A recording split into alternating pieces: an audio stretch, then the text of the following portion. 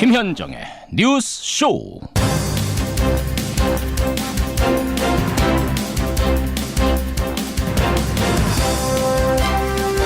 나는 5.18과 무관하다.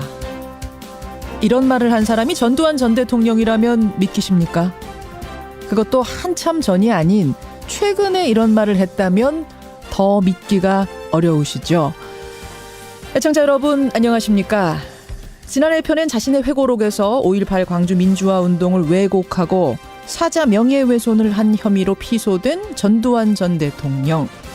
검찰 소환에 불응하면서 자신은 5.18과 무관하다는 취지의 진술서를 제출한 것으로 알려졌습니다. 심지어 그는 국방부도 인정한 헬기 사격에 대해서 그런 일은 없었다고 썼는데요. 1980년 5월 21일 오후 전남도청 인근과 광주천을 중심으로 헬기 사격 이루어지는 걸 8곳에서 집단 목격했고요. 5월 27일 새벽에는 전남도청과 전일빌딩을 중심으로 헬기 사격이 이루어지는 거 6곳에서 목격됐습니다. 지금도 광주 전일빌딩에는 헬기에서 발사한 150여 개의 탄흔이 그대로 남아 있습니다. 전두환 전 대통령, 아직 걸을 힘이 있다면 전일빌딩 10층으로 올라가십시오. 지금도 남아있는 150여 개의 탄흔을 눈으로, 손으로 느껴보시기 바랍니다. 김현정의 뉴스쇼 출발합니다.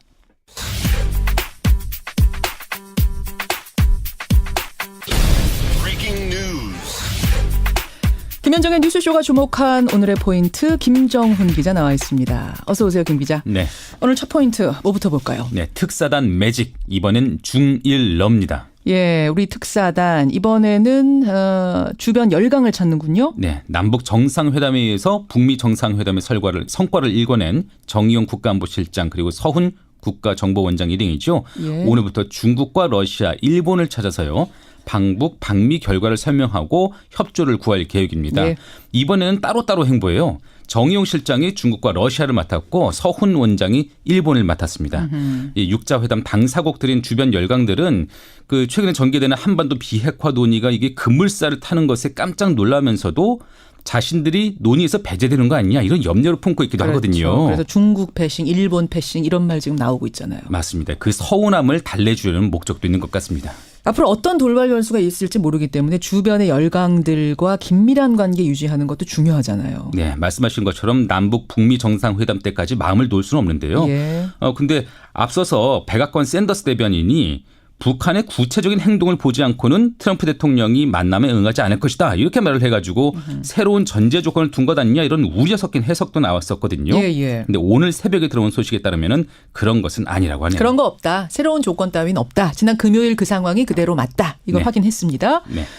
자, 이 얘기는 잠시 후에 조금 더 깊이 들어가 보기로 하고 일단 다음 포인트 가죠. 네, MB 소환 앞둔 막판 스퍼트입니다. 이명박 전 대통령의 검찰 소환 이제 이틀 앞으로 다가왔어요. 수요일이니까. 네. 그래서 검찰이 지금 주변 관련자들을 상대로 막바지 조사에 속도를 내고 있거든요. 예. 어제는 이명박 정부 당시 왕차관이라고 불렸던 박영준 전 지식경제부 차관 그리고 이 전 대통령의 맞사위 등을 불러서 조사했습니다. 예.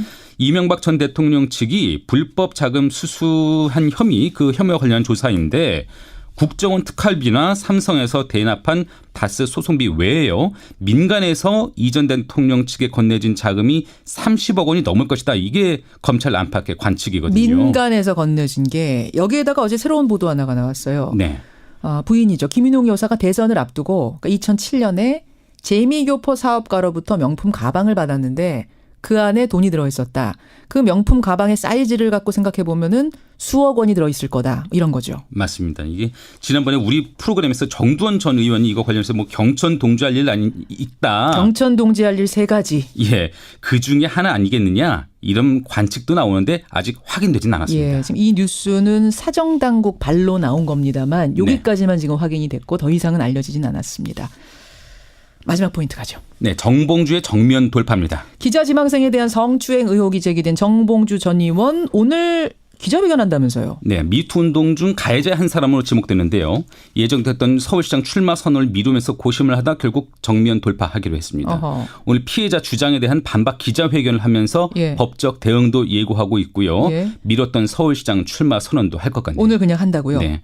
반대로 민주당 민병두 의원은 과거에 자신의 성추행 의혹이 제기되자 곧바로 의원직 사퇴 의사를 밝혔지만 예. 이것에 대해서는 당과 주변이 이를 지금 만류하고 있는 상황입니다. 당에서 네. 사퇴하지 말아라. 네. 그래요. 민주당은 지금 박수현 충남지사 예비 후보에 대한 오늘 뭐 또 검증, 추가 검증도 한다 이런 얘기가 네, 나오던데. 후보자 적격 여부를 추가 심사하네요. 이래저래 민주당의 이슈가 많습니다. 오늘 2부에서 표창원 의원 한번 연결해 보겠습니다. 김정은 기자 수고하셨습니다. 네. 트럼프 대통령은 한반도의 항구적 비핵화를 위해 김정은 위원장을 5월까지 만나겠다고 말했습니다. 남북 정상회담에 이어 역사상 첫 북미 정상회담이 열리게 됐습니다. 북미 정상회담까지 가시권에 들어오면서 북핵 문제 해결을 위한 대화의 입구는 이제 마련됐다는 평가도 나옵니다. 네, 지난 금요일이죠. 정의용 청와대 안보실장이 트럼프 대통령과 면담 직후에 백악관에서 발표를 했습니다. 금년 5월까지 김정은 위원장 트럼프 대통령이 만나겠다고 했다. 이런 내용. 김정은 위원장이 만나자는 제안을 했을 때 트럼프 대통령이 한 번의 망설임도 없이 단번에 오케이 할 줄은 몰랐습니다. 그것도 5월에 만나자고 약속 날짜까지 내밀 거라고는 사실 저는 상상도 못했는데요. 전쟁 운운하던 트럼프가 어떻게 이렇게까지 흔쾌히 대화에 응하게 됐을까요?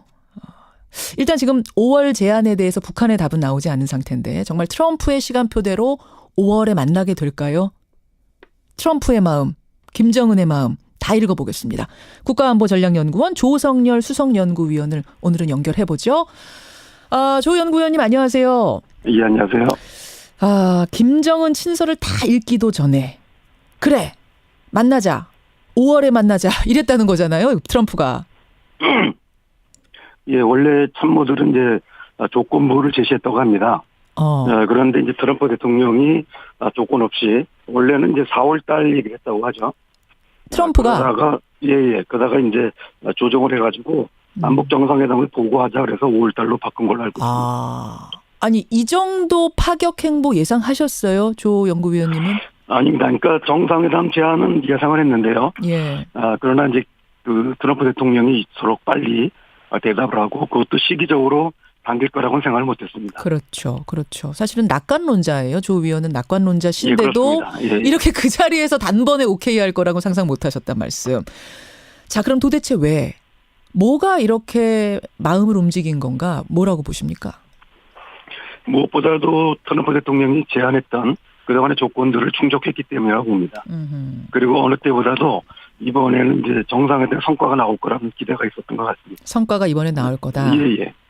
친서 외에도 김정은의 비공개 특별 메시지가 있었다고 지금 알려지고 있잖아요. 그걸 두고서 북한 억류한 미국인 석방일 거다.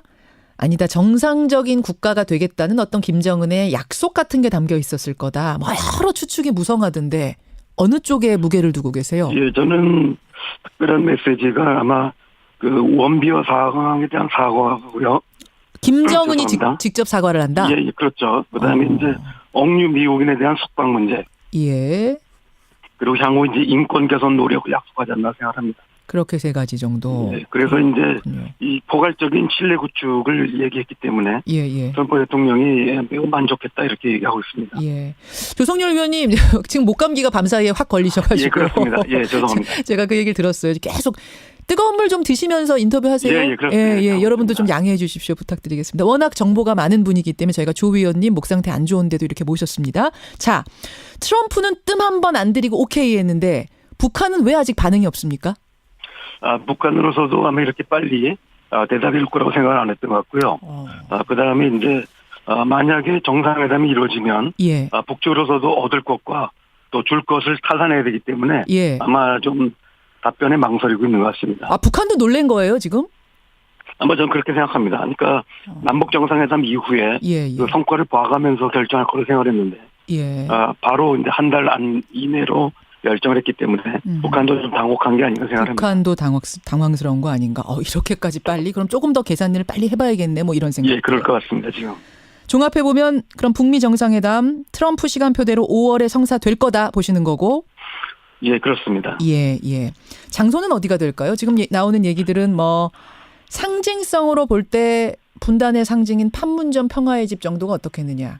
아니다. 평화의 섬 제주도 뭐 여러 얘기들 나오던데 어떻게 보세요?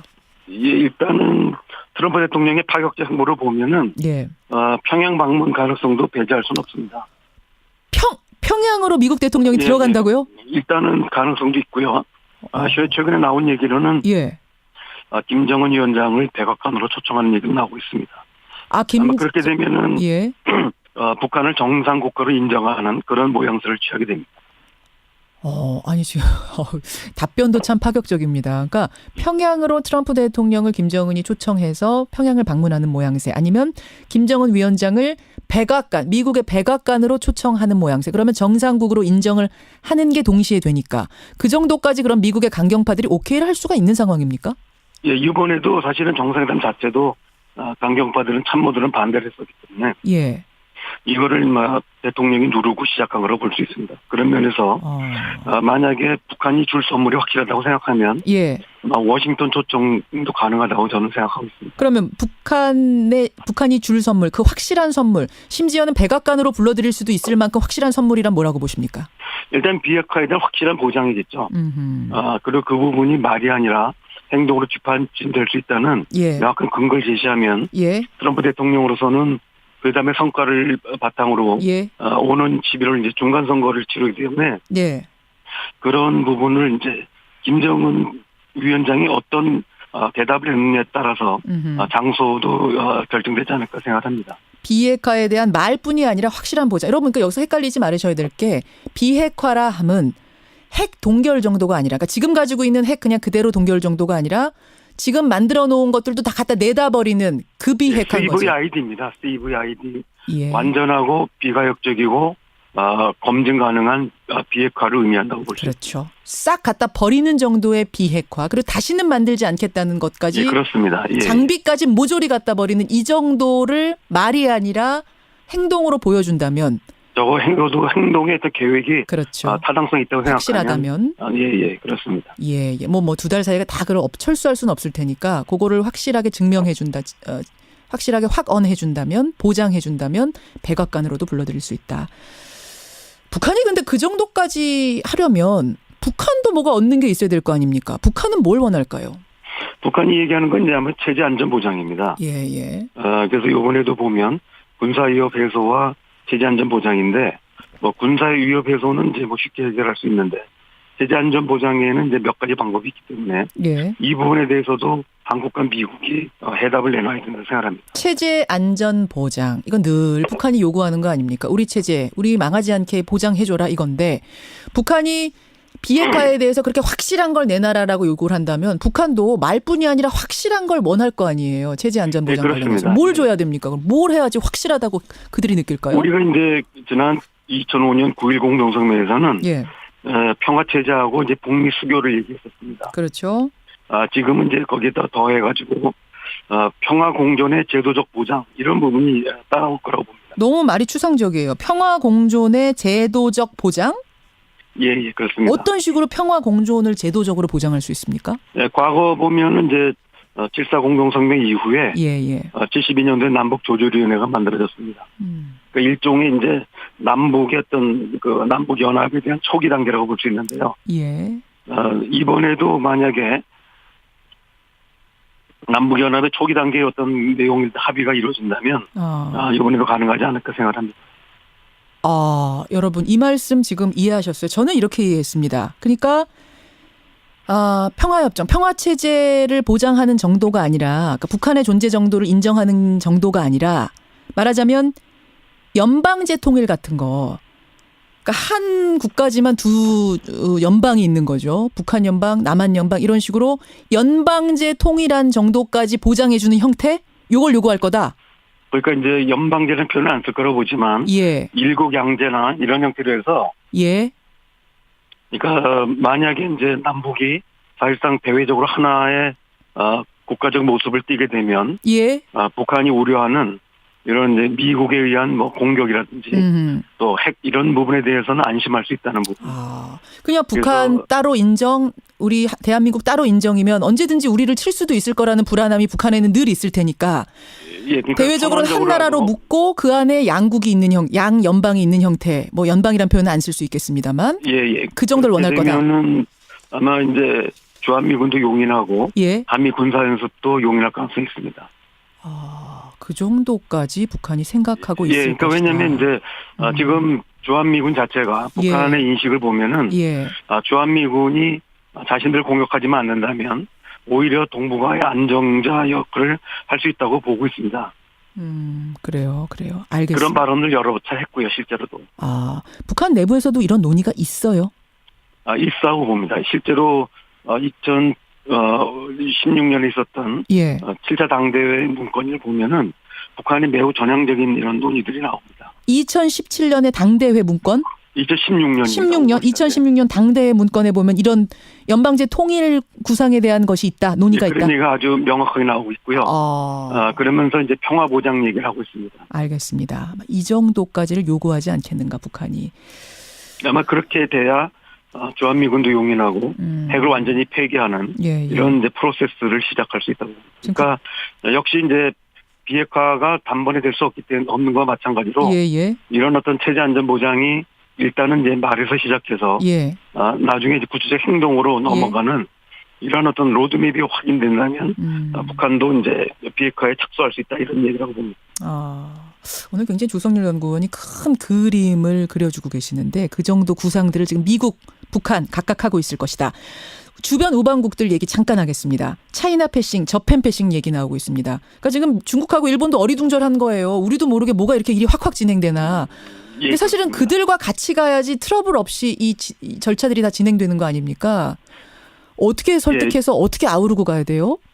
일단은 이제 남북미 간의 정상회담을 통해서 큰 틀의 합의를 먼저 이루어야 되고요. 더해서 이제 중국과 일본이 한반도 문제 논의에 참여할 수 있는 이런 제도적인 장치를 고장해 준다고 생각합니다. 그런 면에서는 과거에 이제 육자회담 틀이 유용하다고 봅니다. 그래서 남북미 간에 협의할 수 있는 양자 내지 사자회담 그리고 이제 육자회담을 재개해서 여러 러시아나 중국, 일본이 참여할 수 있는 이런 논의를 보장해 준다면 이런 주변국들도 지지할 거라고 생각합니다. 3트랙으로 가는 거네요. 2자 회담, 그러니까 양자 회담, 4자 회담, 6자 회담, 3자, 4자, 뭐 6자 여러 틀로 병행해야만 성공할 수 있다, 이렇게 생각하고 있습니다. 조성열 연구위원님 오늘 목 상태도 안 좋은데 이렇게 인터뷰 응해 주셔서 감사드리고요. 너무 나빠서. 우리 청취자들 양해해 주셨으리라 믿습니다. 고맙습니다. 감사합니다. 국가안보전략연구원의 조성열 수석연구위원이었습니다.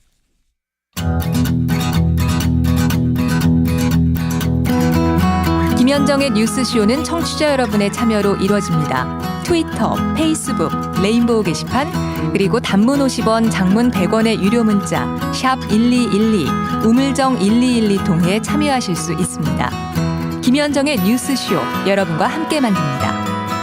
김성환의 행간 시사평론가 김성환 씨 나오셨습니다. 어서 오십시오. 네, 안녕하세요. 주말 사이 정치권이 너무 이슈가 많아서요. 네, 그러게 말입니다. 행간에서 뭐 가지고 오셨어요? 안희정 미투 파문 불똥을 막고 선거운동을 중단했던 박수현 충남지사 예비후보. 이 엎친 데 덮친 격으로 이혼한 전처의 불륜 폭로까지 나와서 지금 궁지에 몰려있는 상황인데요. 지난 금요일에 저하고 인터뷰를 했습니다. 네, 맞아요. 바로 이 시간에 했습니다. 하고 나서 몇 시간 지나서 이혼한 전 부인이 기자회견을 한 거예요. 그러게요. 여자 문제 때문에 헤어진 거 맞다. 이렇게.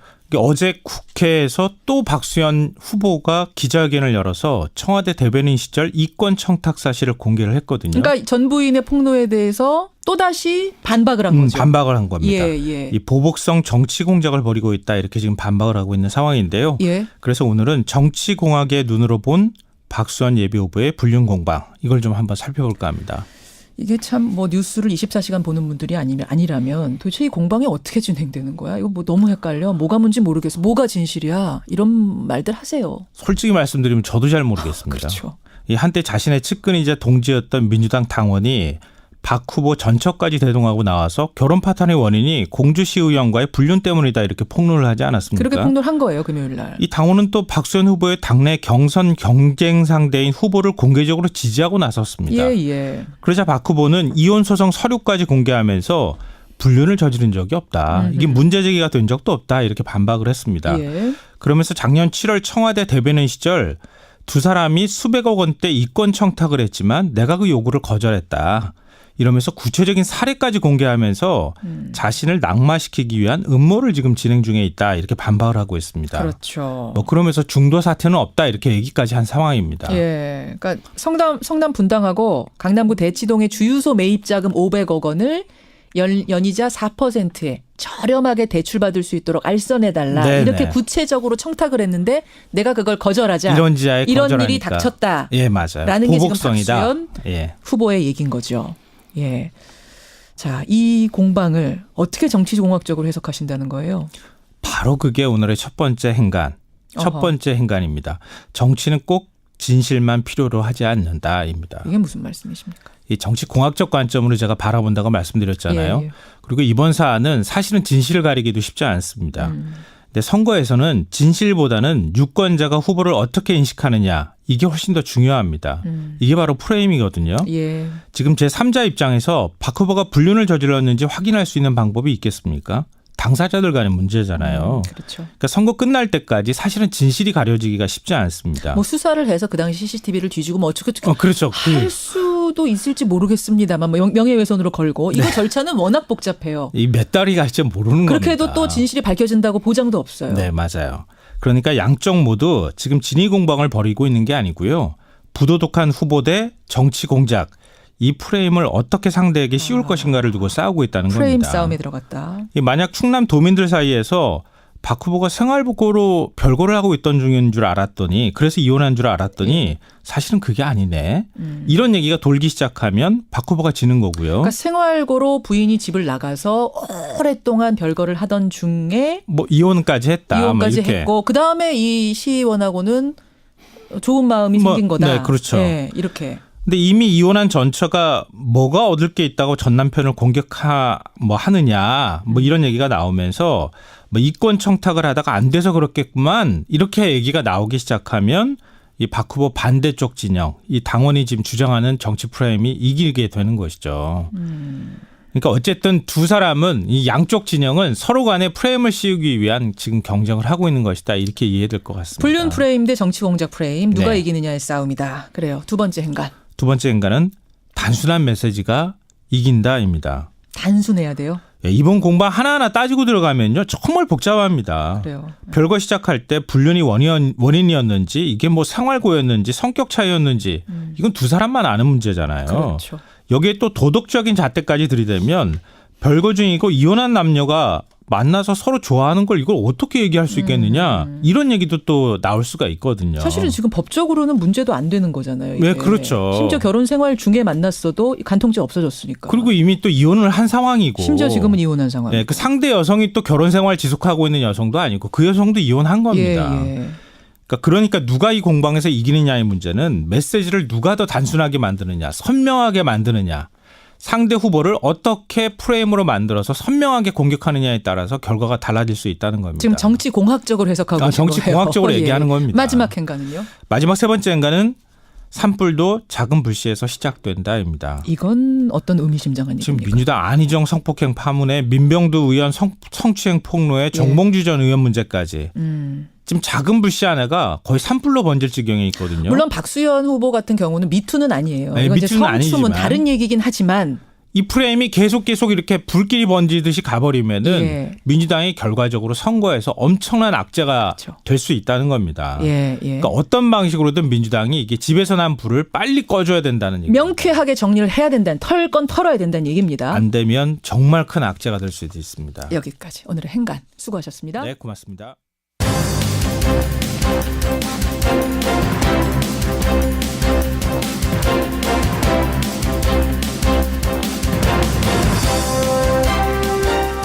김현정의 뉴스쇼 2부 출발합니다. 오늘 오전 11시에 정봉주 전 의원이 기자회견 엽니다. 그런가 하면 박수현 예비후보는요. 오늘 민주당에서 추가 검증을 합니다. 추가 심사를 합니다. 예비후보 자격에 대해서. 그런가 하면 주말 사이에는 민주당 민병두 의원의 성추행 폭로가 나오면서 민병두 의원이 사퇴 의사를 밝혔죠. 그러자 민주당에서 만류하고 나섰습니다. 사퇴는 아니다. 표창원 의원 역시 사퇴는 아니다라고 SNS에 강력하게 주장을 했는데요. 그렇게 얘기한 이유는 뭔지, 지금 당 분위기는 어떤지, 어떤 대응책들을 마련하고 있는지 오늘 첫 순서로 짚어보겠습니다. 그런가 하면 오늘 일부에서 조성열 연구위원이 통일 얘기까지 하니까 지금 많은 분들이 놀라면서 야, 지금 이 상황으로 가면 진짜 통일까지 되는 거 아니야? 올해 안에? 막 이런 얘기들 보내주고 계세요. 정말 빠르게 변하고 있죠. 남북 정상회담, 북미 정상회담, 북한의 비핵화 의지 표명까지 이 빠르게 돌아가는 상황에 대해서 우리 여론은 어떻게 보고 있을까요? 북한의 태도 변화를 바라보는 여론의 눈. 오늘 이택수 대표가 그 결과 가지고 오셨습니다. 북한의 태도 변화를 환영하는가? 어떻게 바라보는가? 믿을만한가? 이런 얘기들이 담겨 있다고 하는데요. 잠시 후에 결과 열어보도록 하죠. 화제 인터뷰에서는 여러분을 좀 힐링시켜드리기 위해서 준비했습니다. 몸이 아플 때 우리가 병원에 가죠. 약을 처방받습니다. 마음이 아플 땐 어떻게 할까요? 이 서점을 찾아가면 그 마음에 맞는 책을, 상황에 맞는 책을 처방해 준답니다. 화제의 책방 주인장 만나보죠. 50원에 담은 100원의 장문 유료 문자 샵 1212 카톡 레인보우까지 열어놓고 출발합니다. 지난주 안희정 전 지사 터졌고요. 또 복당심사 앞두고 있던 정봉주 전 의원의 또 성추행 폭로가 터졌죠. 민병두 의원까지도 주말에 폭로가 터졌고, 박수현 예비후보는 뭐 미투는 아닙니다만 성추문에 이제 휘말린 셈입니다. 민주당의 분위기, 대응 방안 궁금합니다. 특히 민병두 의원 같은 경우에는 이 폭로가 나오자마자 의원직 사퇴하겠다 얘기를 했는데 당에서 만류하고 있습니다. 왜일까요? 민주당 젠더폭력대책특별위원회 표창원 의원 연결해 보겠습니다. 표 의원님 안녕하세요. 네, 안녕하세요. 제가 지금 뭐 다시 그 이름을 언급하진 않겠습니다. 네. 한두 분이 아니에요. 지금 심경 어떠십니까? 당 분위기. 우선 그 피해자분들께 너무 죄송스럽다는 이야기들을 의원들을 많이 하고 있고요. 국민들께 죄송하고 당원 지지자 여러분께 죄송하고 상당히 뭐 예상 밖의 일들이 계속 발생하고 있어서요. 침울하고 참담하고 뭐 그런 상황입니다. 예상 밖의 일들에 침울한 상황, 술렁술렁 할 수밖에 없는 게 6월에 지방선거 앞두고 있기 때문에 더 그렇지 않나요? 우선 뭐 저희들이야 그 당이 뭐 당이니까 선거가 중요하긴 하지만 그 선거보다 더 중요한 게 뭐 피해자분들의 피해 아니겠습니까? 물론이죠. 네, 그게 감춰져서는 안 되고요. 선거 때문에 혹시라도 다른 피해자분들이 당이나 또 선거에 지장 초래할까봐 혼자 참으셔서는 안 된다고 생각을 하고요.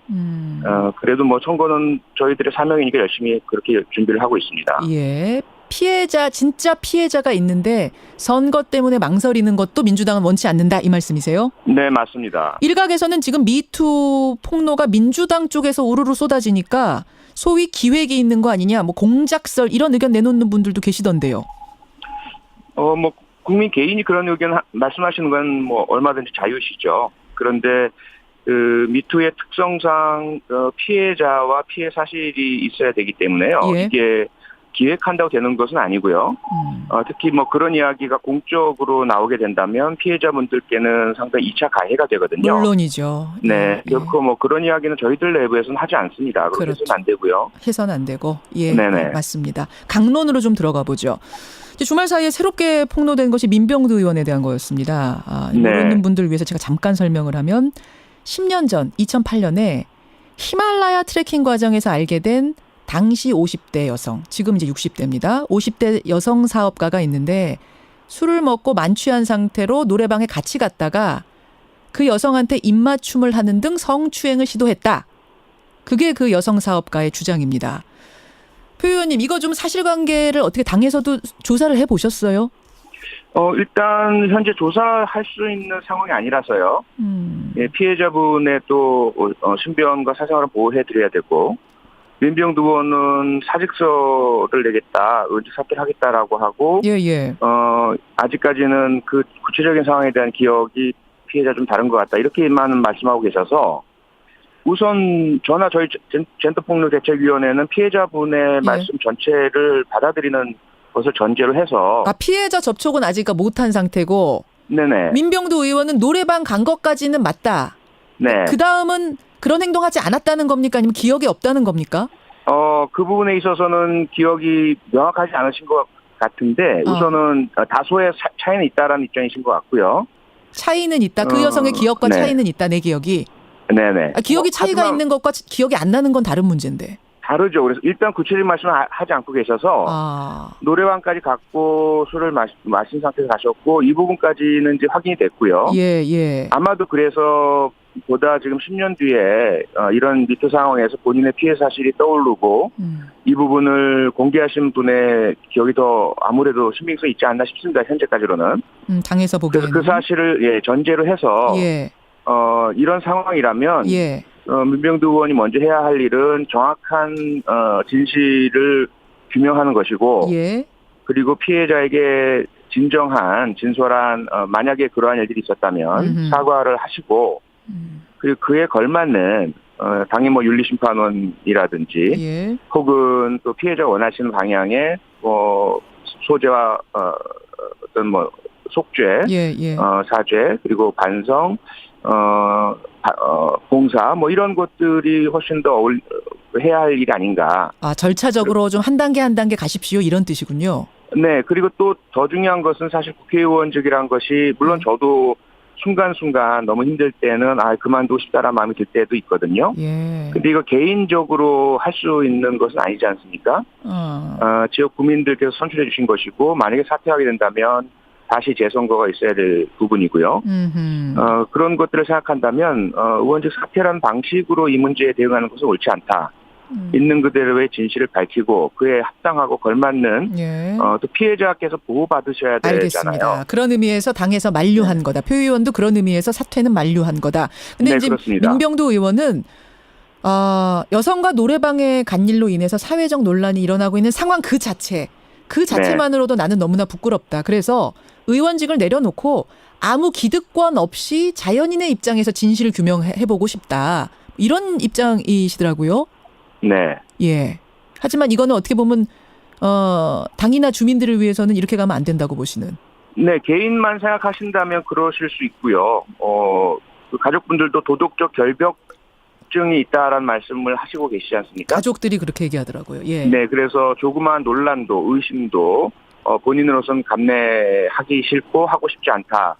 명예와 자존심이 가장 중요하다는 그런 입장이신데 저나 당의 지도부나 대부분의 의원분들은 그건 너무 본인의 자존심을 강하게 생각하신 것 같다. 공적인 입장과 위치를 생각하셔서 절차에 맞게 합당하게 받아들일 건 받아들이고 그리고 지나친 것들은 물리치는 모습이 오히려 맞다. 이렇게 보고 있습니다. 그 후에 답은 안 왔어요? 민 의원한테? 당에 만류했은 후에? 현재 전혀 저나 다른 의원들께는 답을 안 해주고 계신 상태고요. 지도부와는 모르겠습니다. 네. 민병두 의원이 그렇습니다. 그리고 정봉주 전 의원이 있습니다. 정봉주 전 의원. 원래 15일에 복당 심사를 앞두고 있는 상황에서 이런 일이 터졌어요. 네. 어떻게 다뤄야 된다고 보십니까? 이 사안은. 지금 정봉주 전 의원의 사안은 완전히 전면 부인을 하고 계시는 상황이라서 이건 사실관계 여부에 따라서 제보자 또는 고발자 미투 고발하신 분과 정봉주 전 의원 두 분 중에 한 분이 심각한 책임을 지셔야 할 상황이 되어 버렸거든요. 이건 피할 수 없는 상황이 되었고요. 그래서 무엇보다 진실 규명이 필요한 것 같은데 지금 현재의 상황처럼 사진이라든지 본인의 기억 진술만으로 그렇게 공방해서는 드러날 사안이 아닌 것 같고요. 아마 사법적인 수사를 통해서 명확하게 밝혀서 만약에 성추행 사실이 있었는데도 불구하고 지금 부인을 하고 공개적으로 피해자에게 명예가 손상될 그러한 주장을 하고 계신 거라면 상당히 엄중한 처벌을 받으셔야 될 것 같고요. 만약에 이것이 허위사실이라면 허위사실을 제기해서 서울시장 후보로 등록하려고 했던 정봉주 전 의원에게 심각한 공적인 명예손상을 입힌 분도 당연히 그에 따라서 책임을 지셔야 하겠죠. 표창원 의원이 뭐 경찰대 교수 출신이시니까 이 부분은 누구보다 잘 아실 텐데 오늘 정봉주 전 의원이 11시에 기자회견을 한답니다. 그리고 그 여성에 네네. 대해서 고소를 하는 게 아니라 언론사, 그 보도를 한 언론사에 대해서 법적 대응을 하겠다. 왜 나의 반론은 실어주지 않느냐? 그것에 대해 법적 대응하겠다라고 합니다. 이렇게 되면 이 성추행 부분에 대해서도 수사를 하게 되는 건가요? 네, 만약에 실제 고소가 이루어지게 된다면 지금 그 말씀하신 내용만을 보자면 조금 불명확하긴 한데요.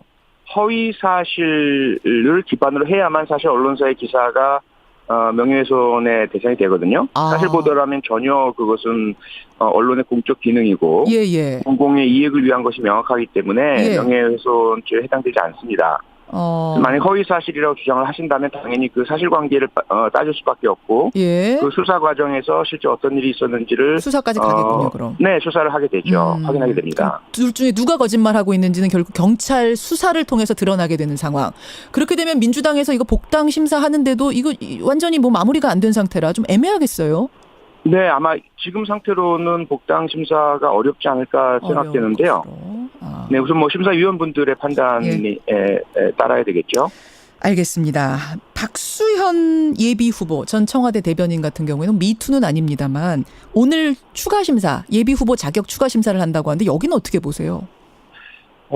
가장 저희들로서는 뭐 곤혹스러운 사안이죠.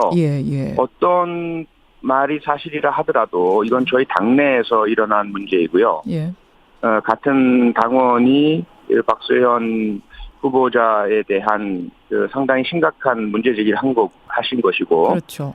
박수현 전 대변인의 말씀을 들어보면 대단히 악의적으로 왜곡하고, 그리고 청와대 대변인 재직 시절에 불법적인 수백억에 해당되는 청탁, 협박성 청탁이 있었다. 양쪽이 어느 쪽이 말이 사실이라 하더라도 저희들은 상당히 심각한 도덕적 타격을 입을 수밖에 없는 상황입니다. 당 안에서 벌어진 일이니까. 네네. 그래요. 지금 표 의원님 답하시는 거 하나하나가 곤혹스러우시죠? 네, 무척 괴롭습니다. 괴로우시죠. 네. 표 의원이 워낙 거침없이 말씀하시는 분인데 오늘 상당히 진땀을 흘리는 모습을 제가 느낄 수 있습니다. 그만큼 지금 당에서 여러 가지로 고민하고 있는 상황. 미투 이후에 민주당에 대해서도 아마 특별위원회는 더 고민하고 계실 거예요. 어떻게 가야 된다고 보십니까?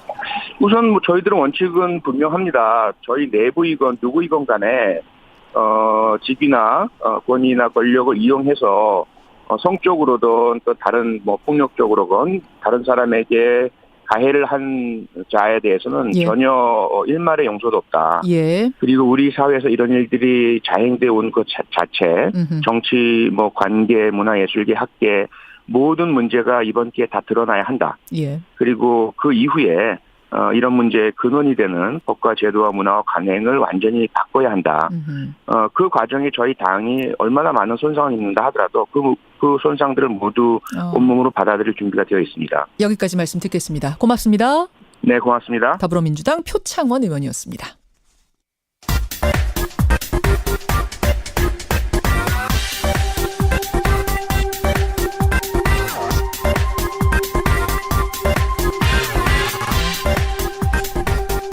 핫 이슈를 여론조사로 알아보는 시간입니다. 이택수의 여론 리얼미터 이택수 대표 나오셨어요. 어서 오십시오. 네, 안녕하세요. 많이 바빠지셨죠 요즘? 네. 지방선거까지 한 지 석 달 남았는데 원래 이 정도 되면 바빠지나 벌써들 움직이나요? 막 여론조사들 하고. 그렇죠. 원래는 사실 좀 더 일찍 바빴어야 되는데 올림픽 때문에 그리고 이제 선거구 획정이 좀 늦어졌잖아요. 그러면서 그 템포가 좀 늦어진 측면은 있습니다. 근데 지금 정치권 상황이 한 치 앞을 못 보잖아요. 그렇죠. 석 달이면 지금 뭐가 어떻게 바뀔지 모르는. 하룻밤 자고 나면 뜻밖의 인물의 미투가 나오고 하룻밤 자고 나면은 뭐 남북 정상회담이 나오고 북미 정상회담이 나오고 어떤 분 아까 전에 제가 문자 소개했지만 이러다가 지방선거 전에 통일되는 거 아니에요. 이런 얘기를 할 정도로 스피디하게 돌아가고 있는데 김정은 위원장 친서에 트럼프 대통령이 오케이. 만나자. 5월에 만나자. 이렇게까지 나올 거라고 예상하셨어요? 아니요, 전혀 예상 못했죠. 전문가들도 예상을 못했던 것 같습니다. 정세현 전 장관도 아마 이 정도까지는 상상 못하셨을 거예요. 진짜. 자, 이렇게 시시각각 변화무쌍하게 돌아가는 세상을 우리 여론은 어떻게 바라보고 있는지 오늘 이 대표 보따리가 정말 궁금한 날입니다. 먼저 김현정의 뉴스쇼 의뢰로 스페셜 여론조사 진행했죠. 네, 저희가 지난 금요일이죠. 3월 9일 예. 북미 정상회담 합의 직전에 전국 19세 이상 성인 1,257명에게 접촉을 해서 최종 500명의 응답을 완료해서 5% 응답률이었고요. 예. 무선 전화 면접 및 유무선 자동응답 혼용 방식이었습니다. 표본 오차는 95% 신뢰 수준에서 플러스 마이너스 4.4%포인트였는데요. 예. 질문은 다음과 같이 했습니다. 최근 파견된 대북 특사단과의 합의에서 북한은 비핵화 의지와 미국과의 대화 용의를 표명한 바 있습니다. 또한 북한은 남북 정상회담에 합의하고 북미 정상회담도 제안한 것으로 알려지고 있는데요. 예. 선생님께서는 이와 같은 북한의 태도 변화에 대해서 어떻게 생각하십니까? 이렇게 물었습니다. 남북 정상회담에 합의하고 북미 정상회담까지 제안한, 그러니까 지금 트럼프가 오케이 한 것까지는 일단 여기 안 실린 거고요. 네. 김정은 위원장의 태도 변화, 북한의 태도 변화에 대해서 여러분 어떻게 생각하십니까? 라고 네. 질문을 드린 겁니다. 1번. 보기는 4가지였는데요. 대체로 믿음이 가고 환영한다. 2번은 믿음은 안 가지만 환영한다. 3번 대체로 믿음은 가지만 환영은 못한다. 예. 4번 믿음이 안 가고 환영도 못하겠다. 이렇게 물었습니다. 5번 잘 모르겠다. 네. 믿음도 가고 환영한다. 믿음도 안 가고 환영도 못한다. 그리고 중간에는 네. 이제 한 개씩 택하신 분들 이렇게 네. 있어요. 답이 어떻게 나왔나요? 가장 많은 응답은 믿음은 안 가지만 환영한다라는 의견이 45.7%로 나타났고요. 이걸 좀 따로 나눠서 볼까요? 일단 네. 환영하냐 이 태도 변화, 환영하냐 환영하지 않느냐 어떻게들 말씀하세요? 저희가 이제 문항이 4개였고 크게 2가지로 분류한다면 환영 여부, 예. 또 하나는 신뢰 여부인데 그렇죠. 환영 여부만 분류해 본다면 환영한다는 의견이 73.1%, 환영하지 못한다는 의견이 23.4%로 4명 중에 3명꼴로 환영한다고 응답을 했습니다. 근데 북한의 태도 변화 이런 그 전형적인 변화에 대해서 환영 못한다는 분도 23.4%나 네. 있는 게 전 좀 신기하긴 해요. 예, 태도를 지금 바꿨는데 환영 못한다? 이거는 여하튼 알겠습니다. 네. 73%가 환영한다. 자, 그렇지만 태도 변화를 환영하는 것과 그래서 북한을 믿을 수 있느냐 없느냐는 다른 문제란 말입니다. 네.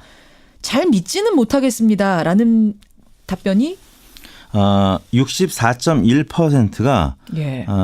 믿지 못하겠다. 64.1%가 응답을 했고요. 신뢰한다. 믿음이 간다는 의견은 32.4%로 예. 그의 절반가량으로 나타났습니다. 그렇군요. 정리를 좀 해보자면 북한의 태도 변화 환영한다. 네. 그것도 73%나 압도적으로 환영을 한다. 네. 하지만 환영과는 별개로 아직도 믿지는 못하겠다. 진짜 이대로 할 네. 건지 어쩔 건지가 64%. 근데 이 대표님 저는요. 그 32.4%. 그러니까 네. 태도를 아니 저는 환영하지 못한다. 23.4% 아니요. 말씀하신 건가요? 환영도 하고 신뢰도 한다. 32.4%. 요 수치에 주목을 해요. 네. 환영도 하고 북한도 믿는다. 사실은 지난 10년간 꽁꽁 얼어붙었던 남북관계를 고려해보면 환영도 하고 신뢰도 하고 전적으로 믿는다는 32.4%는 27.4%입니다. 27.4%. 두 가지 긍정한 응답은. 그래요. 27.4%는 그렇게 적은 수치는 아니라는 생각 들거든요. 네. 3분의 1가량. 어떻게 보세요? 그렇습니다.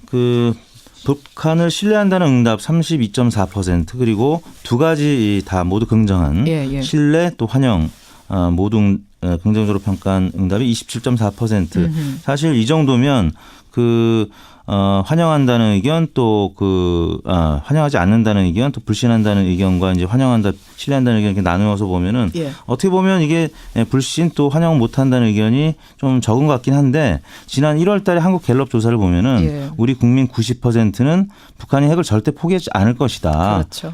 굉장히 부정적으로 봤었고요. 또 포기할 것이다라는 응답은 6%에 불과했었습니다. 근데 이제 최근 북한의 태도 변화가 있은 다음에는 그리고 또 평창 올림픽을 지나면서 남북 분위기가 굉장히 화해 무드로 전환된 다음에는 긍정적인 응답이 많이 늘었다고 봐야 될 것 같은데요. 맞아요. 환영하지 못한다는 의견이 23.4%라고 말씀을 드렸는데 한국 당을 제외한 나머지 모든 계층은 대체로 환영한다는 의견을 나타냈습니다. 한국당 지지하시는 분들 제외하고는 네, TK 지역이나 아니면 60대 이상에서도 환영한다는 의견이 60% 이상으로 높게 나타났는데 결국에는 한국당 내부에서 네. 가장 극보수층만 어떻게 보면 환영하지 못한다. 네.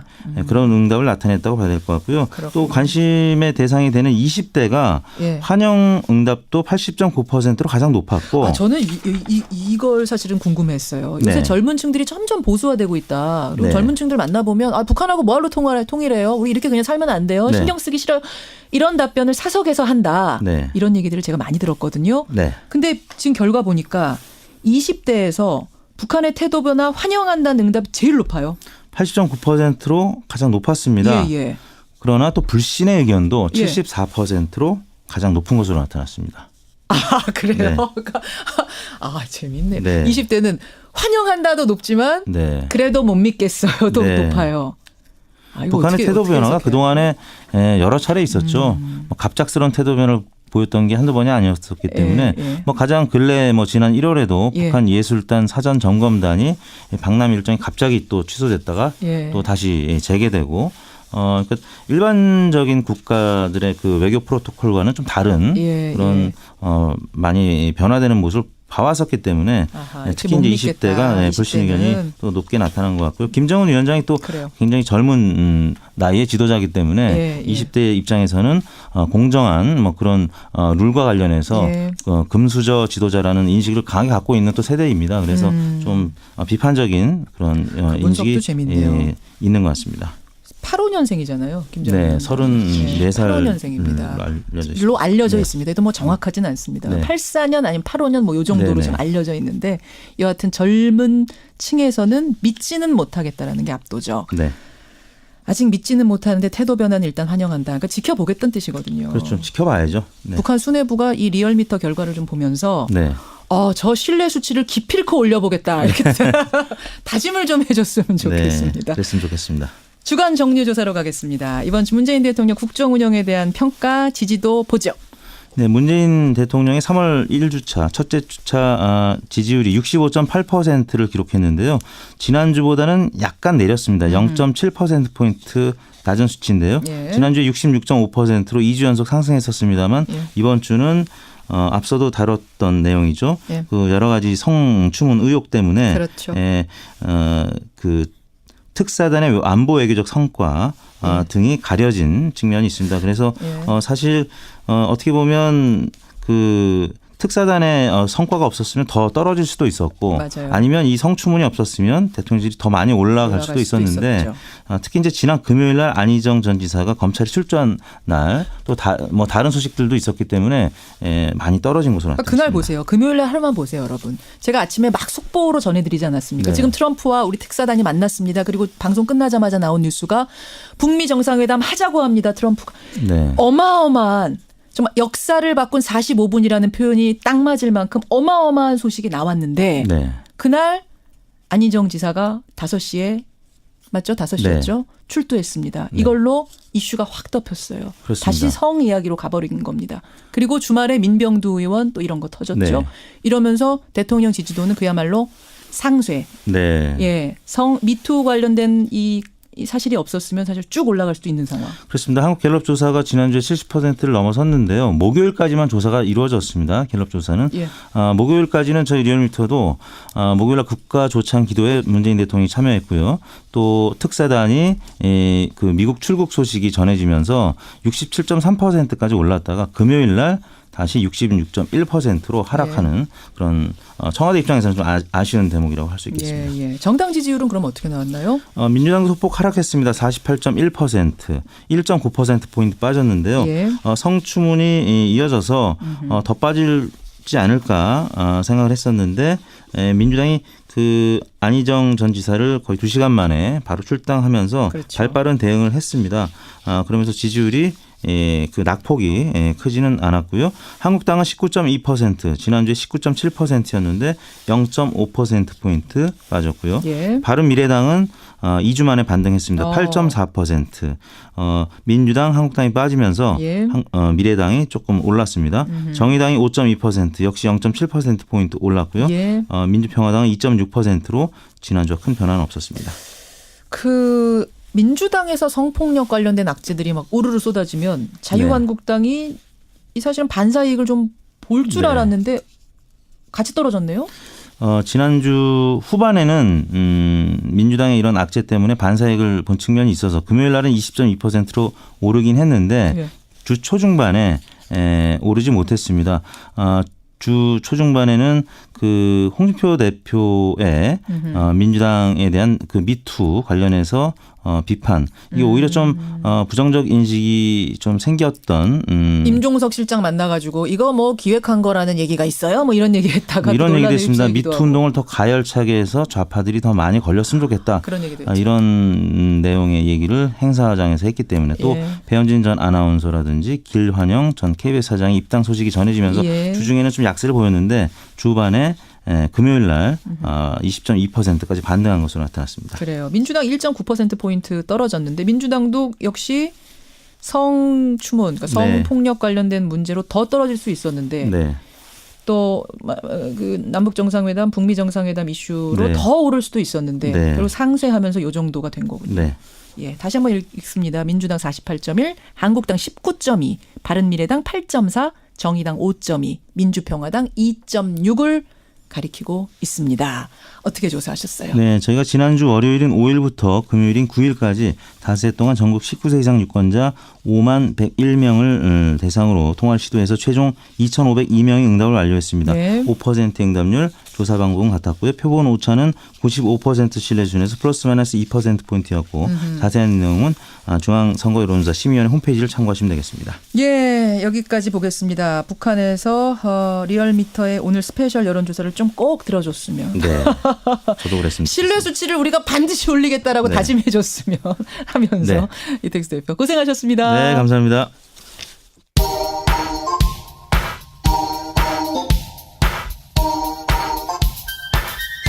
김현정의 뉴스쇼 CBS 라디오와 함께하고 계십니다. 저는 퇴근길 시사잡기 정관용입니다. 허금선님, 어떤 혐의든 성 문제가 발견되는 즉시 당에서 퇴출시켜야 된다. 털고 가야 된다. 이런 말씀. 그렇지만 7764님은 아니 일방적인 문제 제기만 듣고 퇴출시키는 건 이건 과하다. 이렇게 될 경우에 가짜 폭로를 하는 사람들은 어떻게 걸러낼 것이냐 이러셨어요. 민경현님은 선거철 임박해서는 미투가 악용될 소지가 있습니다. 하지만 국민들이 현명하기 때문에 잘 선택할 거라고 생각합니다. 하셨습니다. 김영선님은 이 자꾸 미투 운동을 진보 보수 이념 논쟁으로 몰아가서는 안 됩니다. 공작 운운해서도 안 됩니다. 그런 사람들이야말로 미투 운동을 중단시키려는 음모다. 이런 말씀도 주셨고요. 북한의 태도 변화에 대해서 환영한다. 기대된다. 이런 문자가 압도적으로 들어옵니다. 청취자들 들어오고요. 환영은 다 환영한다고 아까도 들어왔어요. 근데 신뢰하느냐 요 문제. 이 문제에 있어서는 60%가 넘게 국민 여론들은 신뢰는 못하겠다 이랬거든요. 여러분은 어떻게 생각하십니까? 신뢰를까지도 하느냐 아니냐 이것도 좀 보내주십시오. 고맙습니다. 변상욱의 기자수첩가죠. 어서 오십시오. 안녕하십니까. 변상욱 기자. 미투 운동 확산으로 고발이 이어지고 있는데 문제는 언론에 의해서 2차 피해가 일어나고 있는 것만 오늘 정리를 해보겠습니다. 오늘 미투 운동 얘기군요. 다른 여러 문제가 있습니다만 오늘은 언론에 대한 2차 피해만 얘기를 해보죠. 재난보도 때도 지적이 됐지만 이런 상황 발생하면 사실은 피해자 보호가 우선이 돼야 되는 거죠. 그렇습니다. 미투 고발은 일단 본인의 처지에 맞추어서 본인 의지에 의해서 자유롭게 결정돼서 고발을 해야 됩니다. 그런데 언론이 자꾸 하시라고 강요를 하거나 압박을 넣으면 안 되는 게 일단 있고요. 그다음 이 사람이 당했다는 소문이 어딘가 있는데 하면서 주변을 자꾸 취재하고 다닙니다. 그러면 몰랐는데 혹시 이 동네 사는 누가 이렇게 당했다는데 아세요? 이렇게 묻는 순간 이제 번져나가는 거죠. 언론의 취재 행위에 의해서 전혀 밝히고 싶지 않았던 피해자가 공개되는 이런 경우도 있습니다. 그러니까 주변인 인터뷰나 간접 정보를 종합해서 내보낼 때 조심해야 되는 거죠. 그러네요. 또 미투 고발자는 자신의 신상이 밝혀지기를 원하지 않았습니다.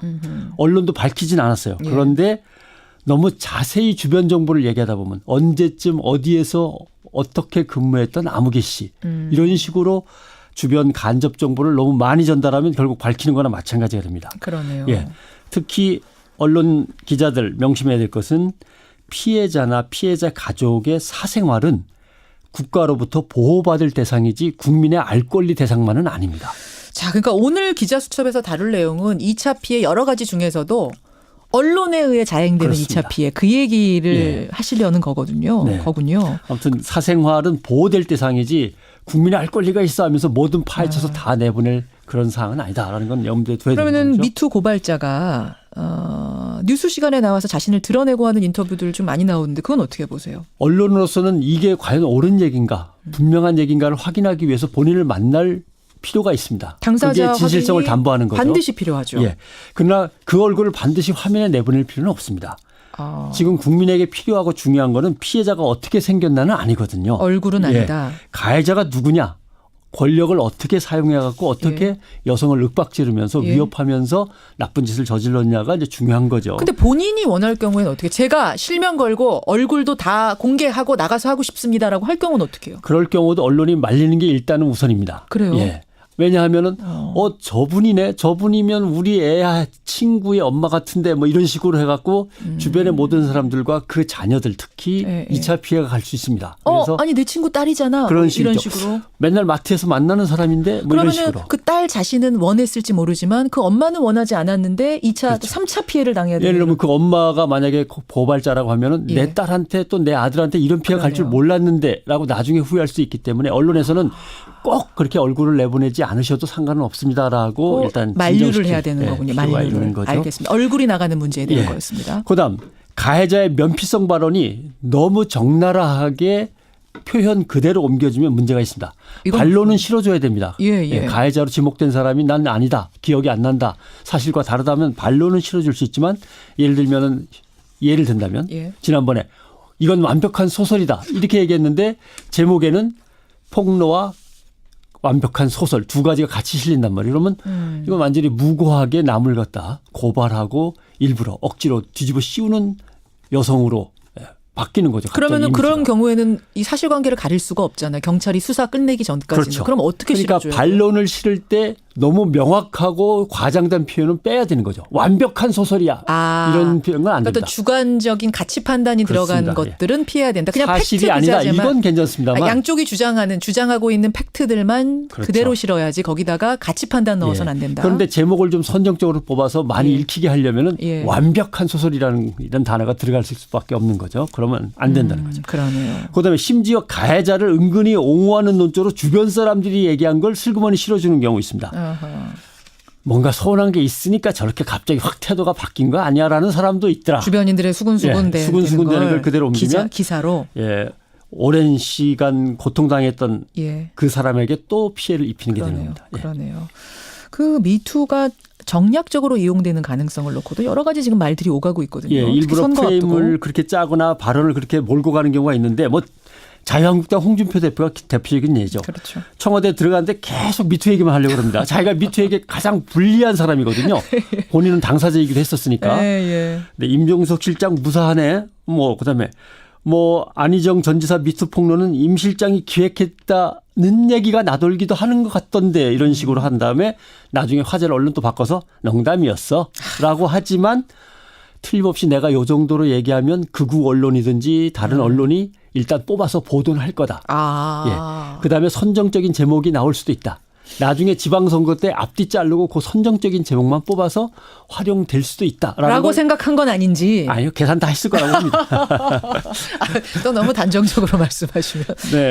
그 정도의 정치적인 연륜이면은 거의 알고 있을 텐데도 그렇게 계속 미투 얘기만 한 거 보면 또 언론이 아직도 제일 중요한 겁니다. 성폭력 피해자의 고통에 공감하면서 취재 보도해야 되는데 자꾸 선정적인 흥미거리로 접근하는 태도는 남아 있습니다. 그러면 안 되죠. 범죄의 피해자거든요. 그런데 성적 행위의 대상자로 자꾸 묘사하는 거죠. 그러니까 지금 가해자의 행위를 자세하게 묘사합니다. 어떻게 손을 넣었어, 어떻게 쓰다듬었어, 이런 거. 사실은 그게 아니고 어떻게 지위를 남용했어, 무슨 말로 협박을 했어, 어떻게 폭행을 가했어, 이런 거를 상세히 보도해야 되는 거죠. 그래서 자극적인 사건의 대중 소비를 부추기는 행위는 절대 안 되는 겁니다. 그다음 어렵게 고발에 나선 여성 피해자들에게 무지하게 터져 나오는 카메라 플래시도 어느 순간에는 좀 자제를 해야 됩니다. 맨 처음 사진 찍는 시간을 갖다 1분이면 1분, 2분이면 2분 두고 간단하게 찍고 마지막에 한 번 더 찍고 이렇게 한다든가 해야지 뭔가 울음을 터뜨리는 걸 기다리는 것처럼 막 악착같이 긴 시간 카메라 셔터를 누르고 프레쉬를 터뜨리는 것은 정말 용기를 내서 겨우 그 자리에 이르는 피해자에게 가혹한 일이죠. 가혹할 수도 있습니다. 이건 마치 그 생각도 나네요. 장례식장이 레드카펫처럼 변하는 거. 장례식 뭐 연예인 그렇죠. 누군가 숨졌을 때 슬픔을 안고 돌아오는 연예인들을 정말 레드카펫 촬영하듯이 촬영하는 거. 그렇습니다. 요새는 많이들 지양하더라고요. 그다음에 피해자가 큰 상처를 입은 건 사실이고 그걸 보도해 줘야 되는 것도 맞는데 너무 큰 상처라는 걸 강조하다 보면 이런 식도 있습니다. 요새 계속 나오고 있습니다. 결코 회복될 수 없는. 지금도 매일같이 악몽에 시달리는. 이것도 조심해야 됩니까? 그러면 이 성폭력 피해자는 앞으로 치유가 될 수 없어서 평생을 이렇게 불안하게 살 거다. 낙인을 찍어버리는 거. 정상적인 사회생활이 불가능한 사람이다라는 통념을 잘못된 통념을 심어줄 수 있습니다. 그게 오히려 이제 그분에 대한 안타까움의 표현이라고 쓰는 건데 그게 오히려 안 좋을 수도 있다는 얘기죠. 네. 또 너무 사실적으로 상세하게 피해 상황을 설명하다 보면 그 기사를 읽는 피해 당사자의 가족이나 친지들이 또 상처를 입습니다. 읽으면서. 그 생각 항상 해야 끔찍한 거죠. 그다음 미성년자라고 표현하면 되는데 15살이라고 굳이 꼭 옆에다 쓴다든가. 그다음에 52세 여자가 무슨 나이하고 그게 무슨 상관이 있습니까? 근데 자꾸 나이를 옆에다 밝힙니다. 근데 한 번쯤 알려는 줘야 되죠. 그냥 미성년자인 것과 18세인 것과 12세인 것과 다 다르니까 가로하고 한 번 정도 표현하면 된다. 근데 제목에 16세라고 항상 박는 또는 52세라고 그건 박는 아니죠. 그건 아니죠. 제목이나 부제에 꼭 박아나가는 이런 것들은 절대로 안 됩니다. 굉장히 많네요. 몇 가지만. 엄청나게 많습니다. 또 여자가 수행비서를 맡으면 안 되는 건데 말이야. 잘못된 성 역할에 대한 통념을 보도하는 행위도 안 됩니다. 물론 여성이 수행비서를 맡는 일은 참 이례적이다. 이건 이례적인 건 사실이니까 이례적이라고 할 수는 있지만 맡아서 안 된다라고 쓰는 것도 있어요? 그러니까 딸 가진 부모가 조심시켜야지 이런 것도 안 됩니다. 아니 맡아서 안 된다라고 쓰는 신문이 있었죠. 있어요? 예. 아니 이제 그런 여론들을 담아서 보도하는 거죠. 예를 들면 네티즌 댓글에는 이런 게 실렸습니다. 이런 식이죠. 그 다음에 중요한 거는 가해자의 업적에 치중하는 보도. 그 사람이 믿다고 작품까지 정말 큰 일을 하신 분인데 이런 식으로 자꾸 나가는 거. 그다음에 요거 나쁩니다. 슈퍼 갑 교수의 나쁜 손을 고발합니다. 갑 교수를 고발하는 겁니다. 나쁜 손을 고발하는 게 아닙니다. 저는 이런 것도 봤어요. 누구누구가 미투에 걸려들었다. 그렇죠. 이거는 진짜 이런 제목을 어떻게 있습니까? 뭘 걸려들어요? 미끼를 던지고서 뭐. 그러니까요. 주의를 갖다 이제 시키려고 하는 것 같은 느낌도 들고. 그래요. 음모가 있는 것 같은 느낌. 지금 보니까 더 있어요. 리스트가 더 있는데 오늘 일단 여기까지 일부만. 여성가족부와 한국기자협회가 만든 성폭력 사건 보도수첩이 매뉴얼로 이미 나와 있습니다. 상당히 한 60페이지에 이르는데 읽고서 시작하면 됩니다. 이효선, 이영태, 정태정님 외에 많은 분들이 오늘 정말 유익한 정보였다. 잘 골라서 봐야겠다. 문자 보내주십니다. 고맙습니다. 고맙습니다.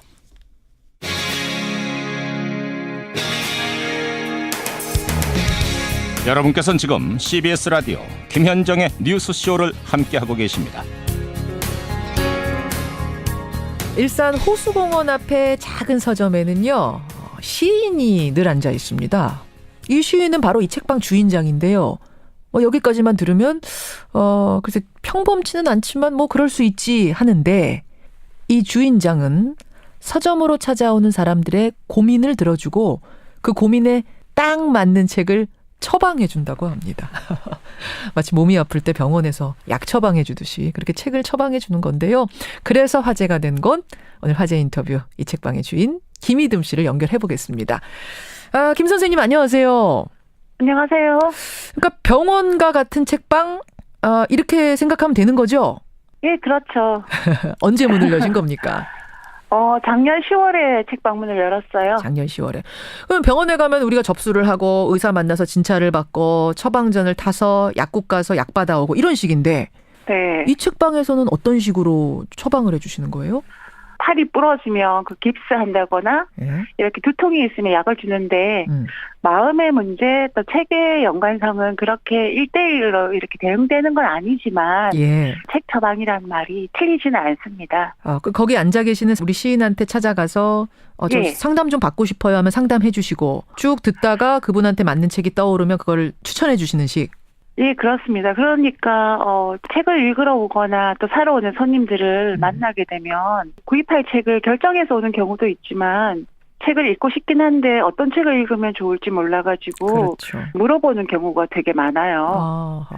대화를 나누다 보면 자연스럽게 현실적인 문제나 마음의 상처 그런 게 드러나게 되거든요. 예. 근데 그런 분들은 마치 누군가에게 꼭 털어놓고 조언을 구하고 싶었던 것처럼 줄줄 이야기를 꺼내 놓으세요. 그래요. 찾아오는 손님들이 초면이지 않습니까?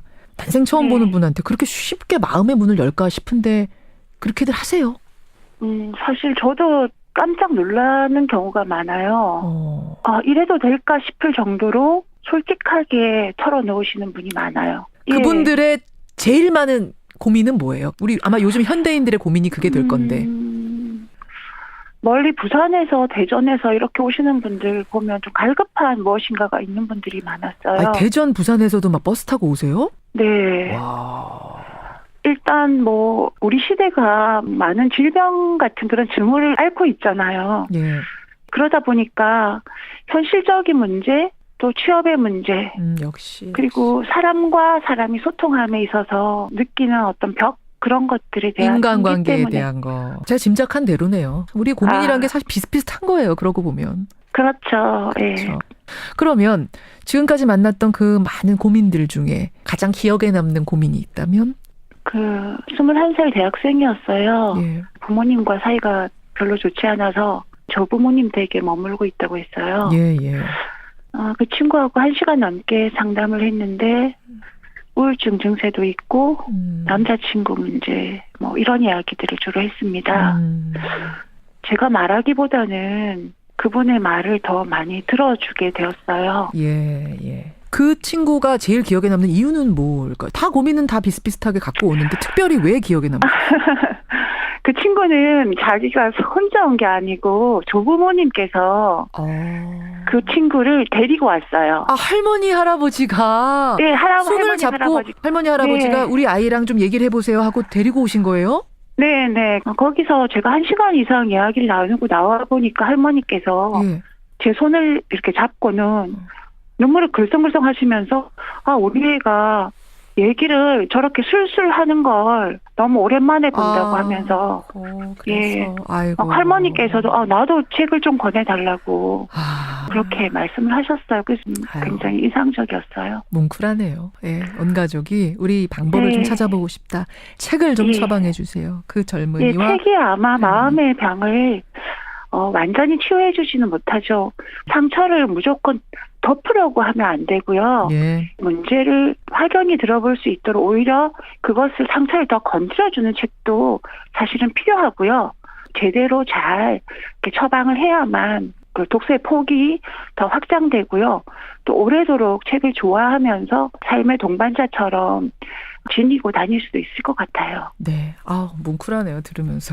그런 이제 기억에 남는 상담자가 있었고, 사실은 저희 청취자들이 저한테 고민 보내주시는 분들이 꽤 계세요. 그 보내주셨던 고민들 중에 우리 김희듬 씨가 나오셨으니까 제가 한번 책 처방 주문을 넣겠습니다. 대신 넣겠습니다. 이런 문자가 있었어요. 요즘 여기저기서 이제 미투 고백들 쏟아지는 거 보면서 우리 사회에 그동안 이제 가려져 있던 그늘이 드러나는 걸 목격하면서 참 우울하다. 이걸 어떻게 좀 극복할 방법이 없을까? 힘을 좀 낼 방법이 없을까? 이런 미투 운동이 없고 우울하고 또 안타깝기도 한데 이럴 때는 한국의 여성 시인이자 교수님이시도 하고 책 제목이 아나는 이렇게 말했다라는 책이 있어요. 아나는 이렇게 말했다. 이렇게 말했다. 이거는 아니다. 그렇지 않아. 이런 말을 할 때 아나예요. 김혜순님의 아나는 이렇게 말했다. 이렇게 말했다. 그 책을 보시면 누군가가 원하지 않는데 이렇게 터치를 한다거나 강요하거나 요구할 때 아닙니다. 하지 않겠습니다. 가만히 있어라 이렇게 말할 때 저는 그렇게 하지 않겠습니다라고 말할 수 있는 용기를 가르쳐주는 책이기도 하고요. 여기서 아나는 아에다가 니은 히읗 받침 아나군요. 네네. 그것도 어떻게 보면 나는 이렇게 말했다일 수도 있고. 그렇죠. 역시 다르신데요. 감각이. 아이고 고맙습니다. 그러니까 노라고 이렇게 말하십시오라고 알려주는 책.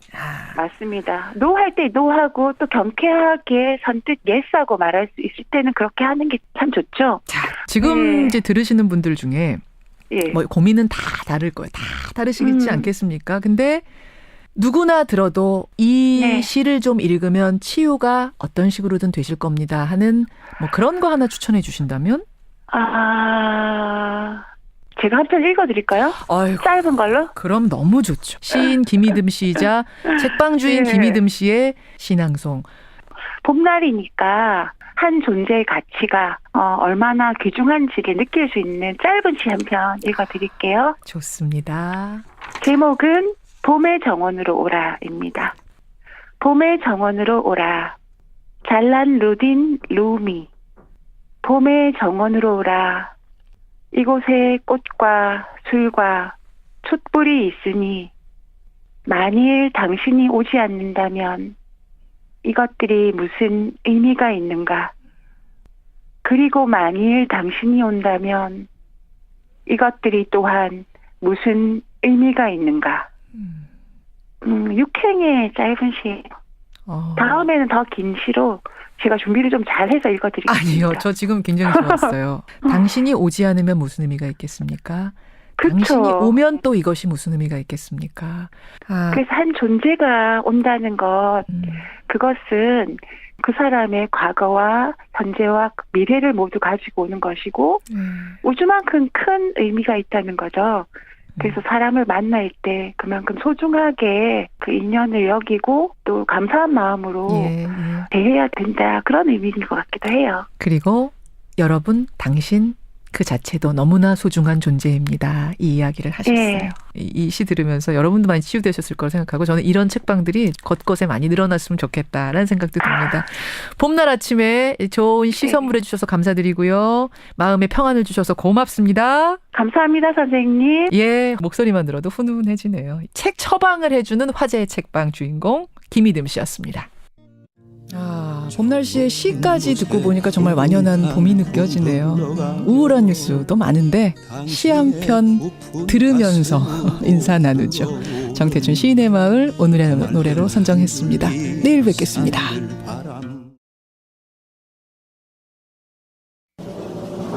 김현정의 뉴스 쇼.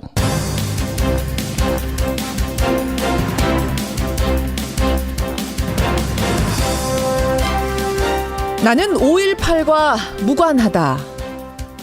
이런 말을 한 사람이 전두환 전 대통령이라면 믿기십니까? 그것도 한참 전이 아닌 최근에 이런 말을 했다면 더 믿기가 어려우시죠? 애청자 여러분 안녕하십니까? 지난해 편엔 자신의 회고록에서 5.18 광주 민주화운동을 왜곡하고 사자 명예훼손을 한 혐의로 피소된 전두환 전 대통령. 검찰 소환에 불응하면서 자신은 5.18과 무관하다는 취지의 진술서를 제출한 것으로 알려졌습니다. 심지어 그는 국방부도 인정한 헬기 사격에 대해서 그런 일은 없었다고 썼는데요. 1980년 5월 21일 오후 전남도청 인근과 광주천을 중심으로 헬기 사격 이루어지는 걸 8곳에서 집단 목격했고요. 5월 27일 새벽에는 전남도청과 전일빌딩을 중심으로 헬기 사격이 이루어지는 거 6곳에서 목격됐습니다.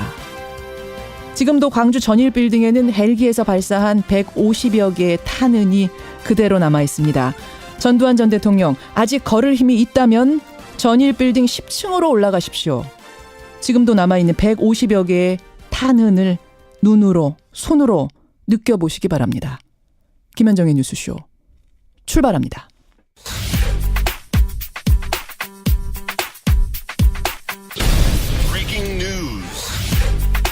김현정의 뉴스쇼가 주목한 오늘의 포인트 김정훈 기자 나와 있습니다. 어서 오세요, 김 기자. 네. 오늘 첫 포인트 뭐부터 볼까요? 네, 특사단 매직 이번엔 중1러입니다. 예, 우리 특사단 이번에는 주변 열강을 찾는군요. 네, 남북 정상회담회에서 북미 정상회담의 성과를 일궈낸 정의용 국가안보실장 그리고 서훈 국가정보원장 일행이죠. 예. 오늘부터 중국과 러시아, 일본을 찾아서요. 방북, 방미 결과를 설명하고 협조를 구할 계획입니다. 예. 이번에는 따로따로 행보예요. 정의용 실장이 중국과 러시아를 맡았고 서훈 원장이 일본을 맡았습니다. 이 6자 회담 당사국들인 주변 열강들은 그 최근에 전개되는 한반도 비핵화 논의가 이게 급물살을 타는 것에 깜짝 놀라면서도 자신들이 논의에서 배제되는 거 아니냐 이런 염려를 품고 있기도 그렇죠. 하거든요. 그래서 중국 패싱, 일본 패싱 이런 말 지금 나오고 있잖아요. 맞습니다. 그 서운함을 달래주려는 목적도 있는 것 같습니다.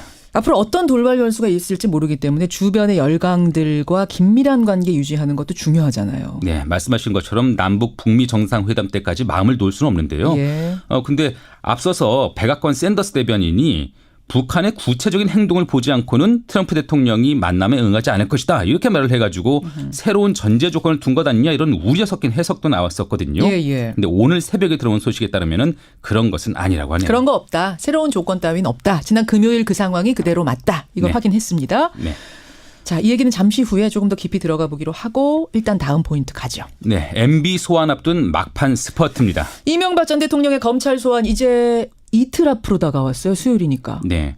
그래서 검찰이 지금 주변 관련자들을 상대로 막바지 조사에 속도를 내고 있거든요. 예. 어제는 이명박 정부 당시 왕차관이라고 불렸던 박영준 전 지식경제부 차관 그리고 이 전 대통령의 맞사위 등을 불러서 조사했습니다. 이명박 전 대통령 측이 불법 자금 수수한 혐의 그 혐의와 관련한 조사인데 국정원 특활비나 삼성에서 대납한 다스 소송비 외에요. 민간에서 이 전 대통령 측에 건네진 자금이 30억 원이 넘을 것이다. 이게 검찰 안팎의 관측이거든요. 민간에서 건네진 게 여기에다가 어제 새로운 보도 하나가 나왔어요. 네. 부인이죠. 김인홍 여사가 대선을 앞두고 2007년에 재미교포 사업가로부터 명품 가방을 받았는데 그 안에 돈이 들어있었다. 그 명품 가방의 사이즈를 갖고 생각해 보면은 수억 원이 들어있을 거다. 이런 거죠. 맞습니다. 이게 지난번에 우리 프로그램에서 정두원 전 의원이 이거 관련해서 그걸 얘기했기 때문에 트럼프 대통령이 매우 만족했다 이렇게 얘기하고 있습니다. 예. 조성열 의원님 지금 목감기가 밤사이에 확 걸리셔가지고. 예, 그렇습니다. 예, 죄송합니다. 제가 그 얘기를 들었어요. 계속 뜨거운 물 좀 드시면서 인터뷰하세요. 예, 그렇습니다. 예, 여러분도 좀 양해해 주십시오. 부탁드리겠습니다. 워낙 정보가 많은 분이기 때문에 저희가 조 의원님 목 상태 안 좋은데도 이렇게 모셨습니다. 자, 트럼프는 뜸 한 번 안 들이고 오케이 했는데 북한은 왜 아직 반응이 없습니까? 북한으로서도 아마 이렇게 빨리 대답일 거라고 생각을 안 했던 것 같고요. 그다음에 이제 만약에 정상회담이 이루어지면 북쪽으로서도 얻을 것과 또 줄 것을 타산해야 되기 때문에 아마 좀 답변에 망설이고 있는 것 같습니다. 북한도 놀란 거예요, 지금? 아마 저는 그렇게 생각합니다. 그러니까 남북 정상회담 이후에 그 성과를 봐가면서 결정할 거로 생각했는데 바로 이제 한 달 이내로 결정을 했기 때문에 북한도 좀 당혹한 게 아닌가 생각합니다. 북한도 당황스러운 거 아닌가? 이렇게까지 빨리? 그럼 조금 더 계산을 빨리 해봐야겠네. 뭐 이런 생각. 예, 그럴 것 같습니다. 지금. 종합해 보면 그럼 북미 정상회담 트럼프 시간표대로 5월에 성사될 거다 보시는 거고. 예, 그렇습니다. 예. 장소는 어디가 될까요? 지금 나오는 얘기들은 뭐 상징성으로 볼 때 분단의 상징인 판문점 평화의 집 정도가 어떻겠느냐. 아니다. 평화의 섬 제주도 뭐 여러 얘기들 나오던데 어떻게 보세요? 예, 일단은 트럼프 대통령의 파격적 행보를 보면은 평양 방문 가능성도 배제할 수는 없습니다. 평양으로 미국 대통령이 들어간다고요? 일단은 가능성도 있고요. 최근에 나온 얘기로는 김정은 위원장을 백악관으로 초청하는 얘기도 나오고 있습니다. 아마 그렇게 되면은 북한을 정상 국가로 인정하는 그런 모양새를 취하게 됩니다. 지금 답변도 참 파격적입니다. 그러니까 평양으로 트럼프 대통령을 김정은이 초청해서 평양을 방문하는 모양새 아니면 김정은 위원장을 미국의 백악관으로 초청하는 모양새. 그러면 정상국으로 인정을 하는 게 동시에 되니까 그 정도까지 그럼 미국의 강경파들이 오케이를 할 수가 있는 상황입니까? 예, 이번에도 사실은 정상회담 자체도 강경파들은 참모들은 반대를 했었기 때문에 이거를 대통령이 누르고 시작한 거로 볼 수 있습니다. 그런 면에서 만약에 북한이 줄 선물이 확실하다고 생각하면 워싱턴 초청도 가능하다고 저는 생각하고 있습니다. 그러면 북한이 줄 선물, 그 확실한 선물, 심지어는 백악관으로 불러들일 수도 있을 만큼 확실한 선물이란 뭐라고 보십니까? 일단 비핵화에 대한 확실한 보장이겠죠. 그리고 그 부분이 말이 아니라 행동으로 뒷받침될 수 있다는 명확한 근거를 제시하면 트럼프 대통령으로서는 그다음에 성과를 바탕으로 오는 11월 이제 중간 선거를 치르기 때문에 그런 부분을 이제 김정은 위원장이 어떤 대답을 했느냐에 따라서 장소도 결정되지 않을까 생각합니다. 비핵화에 대한 말뿐이 아니라 확실한 보장. 여러분 그러니까 여기서 헷갈리지 말으셔야 될 게 비핵화라 함은 핵 동결 정도가 아니라 그러니까 지금 가지고 있는 핵 그냥 그대로 동결 정도가 아니라 지금 만들어 놓은 것들도 다 갖다 내다 버리는 그 비핵화인 거죠. CVID입니다. CVID. 완전하고 비가역적이고 검증 가능한 비핵화를 의미한다고 볼 수 있습니다. 그렇죠. 싹 갖다 버리는 정도의 비핵화, 그리고 다시는 만들지 않겠다는 것까지. 예, 그렇습니다. 예. 장비까지 모조리 갖다 버리는 이 정도를 말이 아니라 행동으로 보여준다면. 저거 행동의 어떤 계획이 그렇죠. 타당성이 있다고 확실하다면. 예, 그렇습니다. 예. 뭐 2달 사이가 다 그걸 철수할 수는 없을 테니까 그거를 확실하게 증명해준다. 확실하게 확언해준다면, 보장해준다면 백악관으로도 불러들일 수 있다. 북한이 근데 그 정도까지 하려면 북한도 뭐가 얻는 게 있어야 될 거 아닙니까? 북한은 뭘 원할까요? 북한이 얘기하는 건 이제 아마 체제 안전 보장입니다. 예. 그래서 이번에도 보면 군사 위협 해소와 체제 안전 보장인데 군사의 위협 해소는 이제 쉽게 해결할 수 있는데 체제 안전 보장에는 이제 몇 가지 방법이 있기 때문에 이 부분에 대해서도 한국과 미국이 해답을 내놔야 된다고 생각합니다. 체제 안전 보장 이건 늘 북한이 요구하는 거 아닙니까? 우리 체제, 우리 이 간에 협의할 수 있는 양자 내지 4자회담 그리고 이제 6자회담을 재개해서 여러 러시아나 중국, 일본이 참여할 수 있는 이런 논의를 보장해 준다면 이러한 주변국들도 지지할 거라고 생각합니다. 3트랙으로 가는 거네요. 2자 회담, 그러니까 양자 회담, 4자 회담, 6자 회담. 3자, 4자, 6자 여러 틀로 병행해야만 성공할 수 있다 이렇게 생각하고 있습니다. 예, 조성열 연구위원님 오늘 목 상태도 안 좋은데 이렇게 인터뷰 응해 주셔서 감사드리고요. 너무 나빠서. 우리 청취자들도 양해해 주셨으리라 믿습니다. 고맙습니다. 예, 감사합니다. 국가안보전략연구원의 조성열 수석연구위원이었습니다.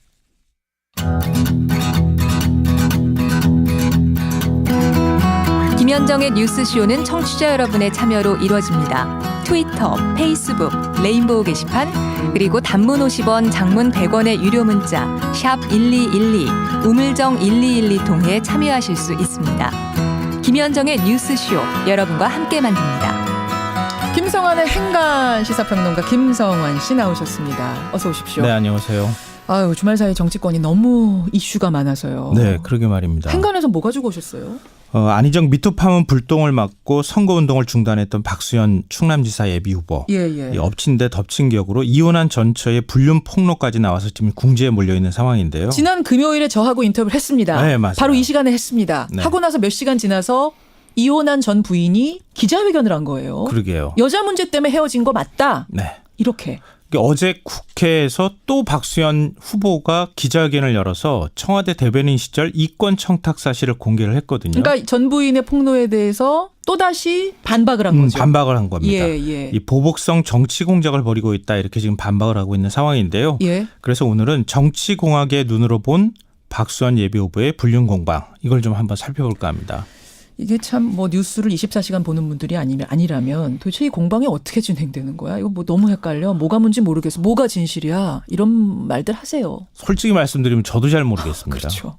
이 한때 자신의 측근이자 동지였던 민주당 당원이 박 후보 전처까지 대동하고 나와서 결혼 파탄의 원인이 공주시의원과의 불륜 때문이다 이렇게 폭로를 하지 않았습니까? 그렇게 폭로를 한 거예요. 금요일 날. 이 당원은 또 박수현 후보의 당내 경선 경쟁 상대인 후보를 공개적으로 지지하고 나섰습니다. 예. 그러자 박 후보는 이혼 소송 서류까지 공개하면서 불륜을 저지른 적이 없다. 이게 문제 제기가 된 적도 없다. 이렇게 반박을 했습니다. 예. 그러면서 작년 7월 청와대 대변인 시절 두 사람이 수백억 원대 이권 청탁을 했지만 내가 그 요구를 거절했다. 이러면서 구체적인 사례까지 공개하면서 자신을 낙마시키기 위한 음모를 지금 진행 중에 있다. 이렇게 반박을 하고 있습니다. 그렇죠. 그러면서 중도 사태는 없다. 이렇게 얘기까지 한 상황입니다. 예. 그러니까 성남 분당하고 강남구 대치동의 주유소 매입 자금 500억 원을 연이자 4%에 저렴하게 대출받을 수 있도록 알선해달라. 네네. 이렇게 구체적으로 청탁을 했는데 내가 그걸 거절하자. 이런 거절하니까. 일이 닥쳤다. 예, 맞아요. 라는 게 지금 보복성이다. 박수현 후보의 얘기인 거죠. 예. 자, 이 공방을 어떻게 정치공학적으로 해석하신다는 거예요? 바로 그게 오늘의 첫 번째 행간. 첫 번째 행간입니다. 정치는 꼭 진실만 필요로 하지 않는다입니다. 이게 무슨 말씀이십니까? 이 정치공학적 관점으로 제가 바라본다고 말씀드렸잖아요. 예. 그리고 이번 사안은 사실은 진실을 가리기도 쉽지 않습니다. 근데 선거에서는 진실보다는 유권자가 후보를 어떻게 인식하느냐 이게 훨씬 더 중요합니다. 이게 바로 프레임이거든요. 예. 지금 제3자 입장에서 박 후보가 불륜을 저질렀는지 확인할 수 있는 방법이 있겠습니까? 당사자들 간의 문제잖아요. 그렇죠. 그러니까 선거 끝날 때까지 사실은 진실이 가려지기가 쉽지 않습니다. 뭐 수사를 해서 그 당시 CCTV를 뒤지고 뭐 어떻게 그렇죠. 할 수도 있을지 모르겠습니다만 뭐 명예훼손으로 걸고 이거 절차는 워낙 복잡해요. 이 몇 달이 갈지 모르는 겁니다. 그렇게 해도 또 진실이 밝혀진다고 보장도 없어요. 네, 맞아요. 그러니까 양쪽 모두 지금 진위 공방을 벌이고 있는 게 아니고요. 부도덕한 후보 대 정치 공작. 경천 동지할 일 있다. 경천 동지할 일 3가지. 예, 그 중에 하나 아니겠느냐 이런 관측도 나오는데 아직 확인되진 않았습니다. 예, 지금 이 뉴스는 사정당국 발로 나온 겁니다만 여기까지만 지금 확인이 됐고 더 이상은 알려지진 않았습니다. 마지막 포인트 가죠. 네, 정봉주의 정면 돌파입니다. 기자지망생에 대한 성추행 의혹이 제기된 정봉주 전 의원 오늘 기자회견한다면서요. 네, 미투 운동 중 가해자 한 사람으로 지목되는데요. 예정됐던 서울시장 출마 선언을 미루면서 고심을 하다 결국 정면 돌파하기로 했습니다. 어허. 오늘 피해자 주장에 대한 반박 기자회견을 하면서 법적 대응도 예고하고 있고요. 미뤘던 서울시장 출마 선언도 할 것 같네요. 오늘 그냥 한다고요? 네. 반대로 민주당 민병두 의원은 과거에 자신의 성추행 의혹이 제기되자 곧바로 의원직 사퇴 의사를 밝혔지만 이것에 대해서는 당과 주변이 이를 지금 만류하고 있는 상황입니다. 당에서 사퇴하지 말아라. 네. 그래요. 민주당은 지금 박수현 충남지사 예비 후보에 대한 오늘 뭐 또 검증, 추가 검증도 한다 이런 얘기가 나오던데. 네, 후보자 적격 여부를 추가 심사하네요. 이래저래 민주당의 이슈가 많습니다. 오늘 2부에서 표창원 의원 한번 연결해 보겠습니다. 김정은 기자 수고하셨습니다. 네.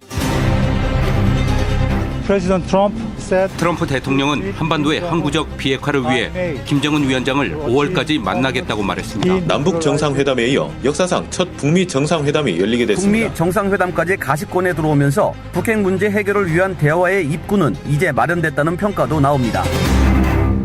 네, 지난 금요일이죠. 정의용 청와대 안보실장이 트럼프 대통령과 면담 직후에 백악관에서 발표를 했습니다. 금년 5월까지 김정은 위원장 트럼프 대통령이 만나겠다고 했다. 이런 내용.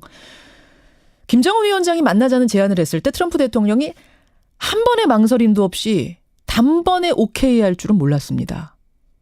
그것도 5월에 만나자고 약속 날짜까지 내밀 거라고는 사실 저는 상상도 못했는데요. 전쟁 운운하던 트럼프가 어떻게 이렇게까지 흔쾌히 대화에 응하게 됐을까요? 일단 지금 5월 제안에 대해서 북한의 답은 나오지 않은 상태인데 정말 트럼프의 시간표대로 5월에 만나게 될까요? 트럼프의 마음, 김정은의 마음 다 읽어보겠습니다. 국가안보전략연구원 조성열 수석연구위원을 오늘은 연결해보죠. 조 연구위원님 안녕하세요. 예, 안녕하세요. 김정은 친서를 다 읽기도 전에 그래 만나자 5월에 만나자 이랬다는 거잖아요. 트럼프가. 예, 원래 참모들은 이제 조건부를 제시했다고 합니다. 그런데 이제 트럼프 대통령이 조건 없이 원래는 이제 4월 달 얘기를 했다고 하죠. 트럼프가 그러다가 이제 조정을 해가지고 남북 정상회담을 보고하자 그래서 5월 달로 바꾼 걸로 알고 있습니다. 아니 이 정도 파격 행보 예상하셨어요, 조 연구위원님은? 아닙니다. 그러니까 정상회담 제안은 예상을 했는데요. 예. 그러나 이제 그 트럼프 대통령이 이토록 빨리 대답을 하고 그것도 시기적으로 당길 거라고는 생각을 못했습니다. 그렇죠. 사실은 낙관론자예요. 조 위원은 낙관론자신데도 이렇게 그 자리에서 단번에 오케이 할 거라고 상상 못하셨단 말씀. 자, 그럼 도대체 왜? 뭐가 이렇게 마음을 움직인 건가? 뭐라고 보십니까? 무엇보다도 트럼프 대통령이 제안했던 그동안의 조건들을 충족했기 때문이라고 봅니다. 그리고 어느 때보다도 이번에는 이제 정상회담 성과가 나올 거라는 기대가 있었던 것 같습니다. 성과가 이번에 나올 거다. 예. 친서 외에도 김정은의 비공개 특별 메시지가 있었다고 지금 알려지고 있잖아요. 그걸 두고서 북한 억류한 미국인 석방일 거다. 아니다. 정상적인 국가가 되겠다는 어떤 김정은의 약속 같은 게 담겨 있었을 거다. 여러 추측이 무성하던데 어느 쪽에 무게를 두고 계세요? 예, 저는 특별한 메시지가 아마 그 원비어 상황에 대한 사과고요. 김정은이 직접 사과를 한다? 예, 그렇죠. 그다음에 이제 억류 미국인에 대한 석방 문제. 예.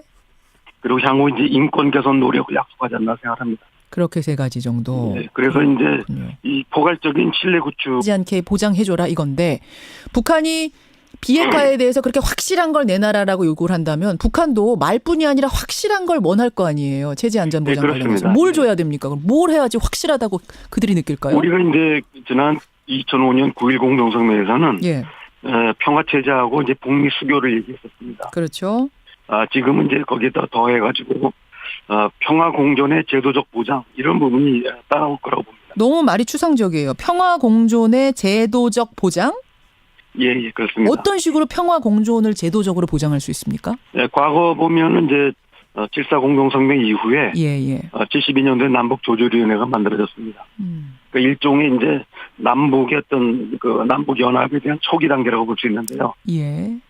이번에도 만약에 남북 연합의 초기 단계의 어떤 내용일 합의가 이루어진다면 이번에도 가능하지 않을까 생각합니다.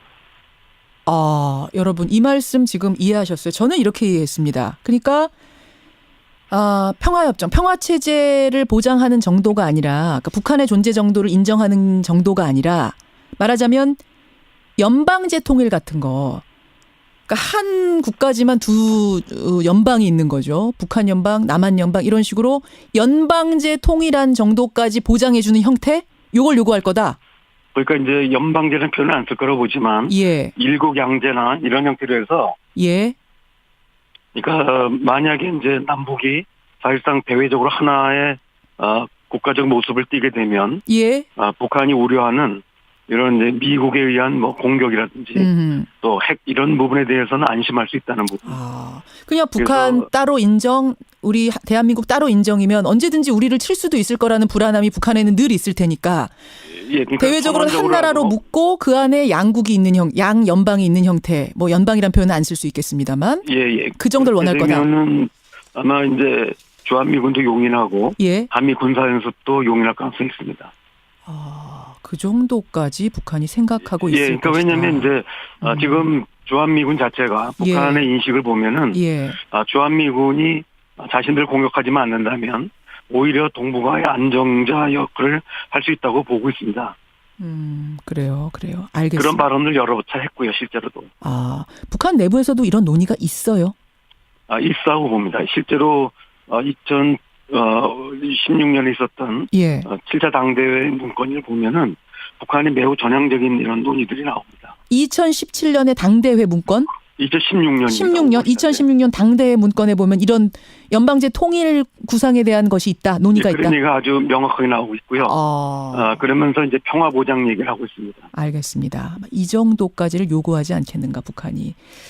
아마 그렇게 돼야 주한미군도 용인하고 핵을 완전히 폐기하는 이런 이제 프로세스를 시작할 수 있다고 봅니다. 그러니까 역시 이제 비핵화가 단번에 될 수 없기 때문에 없는 것과 마찬가지로 이런 어떤 체제 안전 보장이 일단은 이제 말에서 시작해서 나중에 이제 구체적 행동으로 넘어가는 이런 어떤 로드맵이 확인된다면 북한도 이제 비핵화에 착수할 수 있다 이런 얘기라고 봅니다.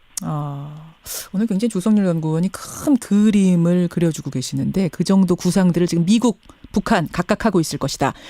주변 우방국들 얘기 잠깐 하겠습니다. 차이나 패싱, 저펜 패싱 얘기 나오고 있습니다. 그러니까 지금 중국하고 일본도 어리둥절한 거예요. 우리도 모르게 뭐가 이렇게 일이 확확 진행되나. 근데 사실은 그들과 같이 가야지 트러블 없이 이 절차들이 다 진행되는 거 아닙니까?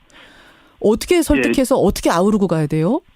일단은 이제 남북미 간의 정상회담을 통해서 큰 틀의 합의를 먼저 이루어야 되고요.